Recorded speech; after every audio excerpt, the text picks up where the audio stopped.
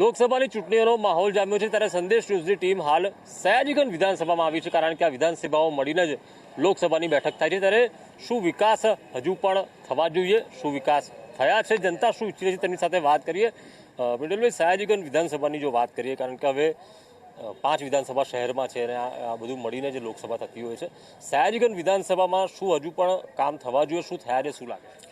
વડોદરાની જ્યારે વાત કરવામાં આવે ને એમાં પણ પર્ટિક્યુલર સયાજીગંજની અંદર વાત કરીએ તો 10,000થી પણ વધારે ગુજરાત હાઉસિંગ બોર્ડના મકાનો આવેલા છે। આ ગુજરાત હાઉસિંગ બોર્ડના મકાનોની અંદર પ્રધાનમંત્રી આવાસ યોજના, મુખ્યમંત્રી આવાસ યોજનાઓ તો બની ગઈ, પરંતુ એ લોકોએ પ્રી પ્લાનિંગ કરવું જોઈએ કે એને પૂરતા પ્રમાણમાં પાણી છે, ડ્રેનેજ છે, રોડ રસ્તાની જે વ્યવસ્થાઓ કરવી જોઈએ એ વ્યવસ્થાની અંદર સદંતર ફેલ નીવડ્યા છે। આ વિસ્તારની અંદર સૌથી મોટામાં મોટી સમસ્યા એ છે કે વડોદરા શહેરની અંદર પશ્ચિમ વિસ્તારની વાત કરવામાં આવે તો એક સ્પોર્ટ્સ કોમ્પ્લેક્સ હોવું જોઈએ કે એક પણ પ્રકારનું અહીંયા સ્પોર્ટ્સ કોમ્પ્લેક્સ નથી। ચારે બાજુ આ લોકોએ હાઉસિંગ બોર્ડની જમીનો કવર કરી અને એની અંદર બાંધકામ કરી દીધા છે। બીજી બાજુ ગાર્ડનની કોઈ વ્યવસ્થા નથી અને સૌથી મોટામાં મોટી વાત તો એ છે કે 5 વર્ષ જેટલો સમય થઈ ગયો તેમ છતાં પણ આજે સરદાર બાગ સ્વિમિંગ પુલ જે છે એ આજે સંપૂર્ણપણે બંધ છે। અને બીજી બાજુ આપણે વાત કરીએ છીએ કે સ્માર્ટ સિટી બનાવી દઈશું, 24/7 પાણી આપીશું, એમાં પણ સદંતર આ સરકાર નિષ્ફળ નીવડી એવું મારું માનવું છે। દાદા, આપ પણ અહીંયા રહો છો, રોડ રસ્તાની પરિસ્થિતિ શું છે અહીંયા? રોડ રસ્તા તો છે જ અહીંયા આગળ, પણ મારો એક મુખ્ય પ્રશ્ન એ છે કે અહીંયા આગળ રખડતા ઢોરનો પ્રશ્ન જે અગત્યનો છે, વર્ષોથી આજે કોઈ અંધાર સ્ટ્રીટ લાઇટ નહીં હોતી તો પણ ગાયો તો એ બેસી રહે, માણસને દેખાય નહીં, પછી માણસ ત્યાં આગળ અથડાઈને એક્સિડન્ટ થઈ જાય। આવા એક કિસ્સા નહીં, બરોડામાં ઘણા કિસ્સા છે કે હજુ એ પ્રશ્ન જેવો ને તેવો છે, એનું કોઈ સોલ્યુશન આવ્યું નથી। તમારા પરિવારમાં થયું છે? મારા પોતાના પરિવારમાં થયું છે અને એનું કોઈ નિરાકરણ આજે એ વિધવા ખાલી એ બેન છે, એમની એક છોકરી છે અને એ બેન છે, એમનું ભરણ પોષણ કરનારું બી કોઈ નહીં। રખડતા ઢોરની નિયંત્રણની પોલિસી પણ પાલિકા તો લાવી છે, એ નથી ખબર સાહેબ, અમે તો બધી રજૂઆત કરી, વર્તનની પણ છેલ્લા માંગણી કરી, પણ કશું નિરાકરણ એવું આવ્યું નથી। એટલે પોલિસી ફક્ત કાગળ પર લાગે છે? કાગળ પર જ હોય, કાગળ પર જ છે। તમે પણ આ સયાજીગંજ વિધાનસભામાં રહો છો, શું કામ થયા છે અને શું કામ થવા જોઈએ, શું? પહેલાં તો મારો પ્રશ્ન એવો છે કે અમારું ગોરવા મુક્તિધામ છે, જ્યારે મુખ્યમંત્રી હતા ત્યારે એ લોકાર્પણ કર્યું હતું, 2,23,28,00,000 રૂપિયા છે, એનું હજુ કંઈ કામગીરી પૂરી થઈ જ નથી। આજે ઈગોમાં આ લોકો રાજકારણ, અમે તો રાજકારણમાં છે જ નહીં, પણ કહેવાનો મતલબ અમને લોકો હેરાન કરે છે આ લોકો કે ભાઈ આ કામ તમે અંદર છો એટલે અમે કરવાના નથી।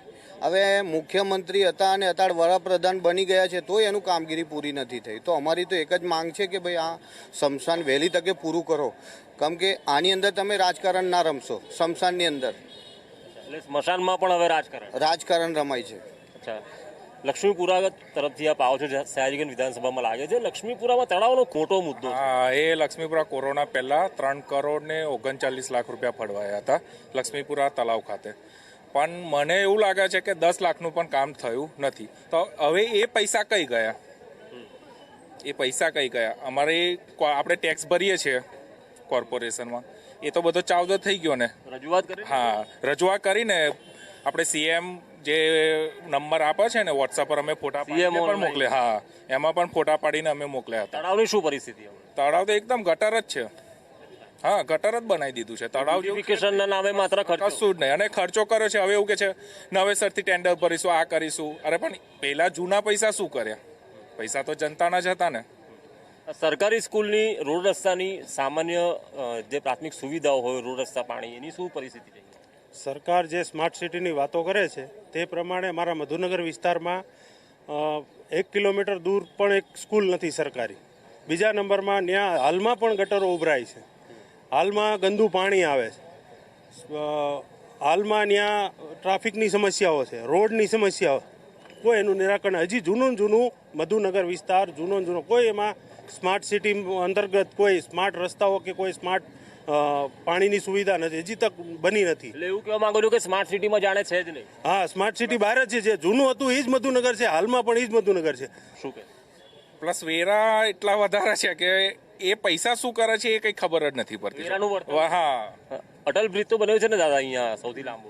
અટલ બ્રિજ બન્યો, ગુજરાતનો મોટામાં મોટો બ્રિજ બન્યો, પણ ટ્રાફિકની સમસ્યા તમે જોજો, ગેડા સર્કલ તમે જરા, તમને પણ ખ્યાલ હશે, જ્યારે પિકઅપ અવર્સનો ટાઈમ હોય ત્યારે એટલી ટ્રાફિક સમસ્યા, બીજો વસ્તુ કે આપણે જ્યાં વાત કરીએ કે carpet road to road carpet બનાવવાના બદલે રોડ વાઇડિંગ કરવાના બદલે આ જે દબાણો બી નથી દૂર કરી શકતા અને એકલા બ્રિજ બનાવવાથી વિકાસ થઈ જાય છે. બ્રિજની સામે સામે ટ્રાફિકની સમસ્યાનો હલ તો ખરો જોઈએ ને. ક્યાં આપણે બુલેટ ટ્રેનથી વાત બરોબર પણ મેટ્રો ટ્રેન વડોદરામાં છે ખરી?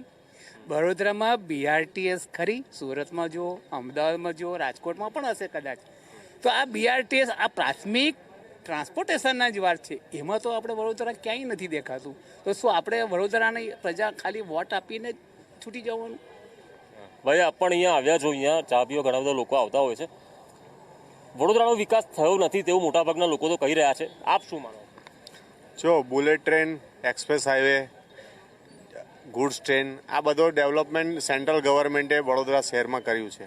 એટલે તમારે કરવો હશે કે નહીં કરવો હોય, વિકાસ ઓટોમેટિક થઈ જવાનો છે. સમજો, જરૂર શું છે કે એને સિસ્ટમાઇઝ કરવાની જરૂર છે.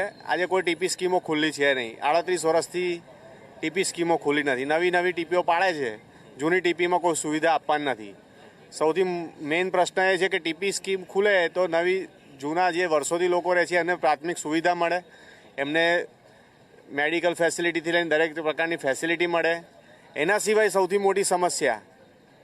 મોટી સમસ્યા ડ્રગ્સ પેડલર, દારૂનું દૂષણ, પાન પડીકીના ગલ્લાઓનું આડેધડ બધી જગ્યાએ ખુલી ગયા છે. એની પર કોઈ રોકટોક છે નહીં. આપણે અત્યારે પાણી ગટર રોડની વાત નહીં કરીએ, આપણે ભવિષ્યની ચિંતા માટે આપણા બાળકોની વાત કરીશું. એમની માટે આપણે આ જ વસ્તુ આપવાની છે. આ લોકો પાન પડીકીના ગલ્લાઓને એક લેવલ પર એનું એક ફિક્સ કરવું જોઈએ કે એને સમય મર્યાદા નક્કી કરવી જોઈએ. એને એનઓસી માંગો, એની પરમિશન લેવા માટે ગવર્મેન્ટમાંથી એનઓસી મળે તો જ ખોલી શકે. બીજું કે ડ્રગ્સ પેડલરો અહીંયાથી પકડાય છે. આજુબાજુના ગામડામાં તમે જુઓ, નાના નાના ગામમાં બધે લોકો પડીકીઓ 50 રૂપિયાની પડીકીઓ ખાતા થાય છે. પોસ્ટ વિસ્તાર પણ છે અહીંયા. તો પોસ્ટ વિસ્તાર તો છે સાહેબ, પણ દરેક જગ્યાએ આ ડ્રગ્સનું દૂષણ થઈ ગયું છે. પેડલરો પકડાય છે. મેઇન સપ્લાયર કોણ છે? મેઇન સપ્લાયરને પકડો. એ નથી એની પર કોઈ કાર્યવાહી થઈ નથી અને દેખાતું નથી. કંડલા પોર્ટ પરથી 3,000, 5,000 કિલો ડ્રગ્સ પકડાય છે. અહીંયા કોણ વેચે છે? અહીં લાવે છે કોણ? વેચે છે કોણ? ત્યાંથી અહીં કોણ લાવે છે? એટલે આ બધી સુવિધા માટે વાત કરીએ. શહેરનો વિકાસ તો થયો છે ને થવાનો જ છે. મોટાભાગના લોકો કહી રહ્યા છે કે વેરો પ્રજા ભરે છે તો વેરાનું વળતર મળવું જોઈએ, અને જે મતદારો જ્યારે મત આપે છે ત્યારે મત આપ્યા બાદ જે નેતા આવે તેણે પોતાની જે વાતો કરી હોય, બાંહેધરીઓ આપી હોય તેને પૂરી કરવી જોઈએ, પરંતુ એ ક્યાંય જોવા મળતું નથી. કેમેરા પર્સન નિકેશ વળન સાથે કુણાલ શર્મા, સંદેશ ન્યૂઝ, વડોદરા.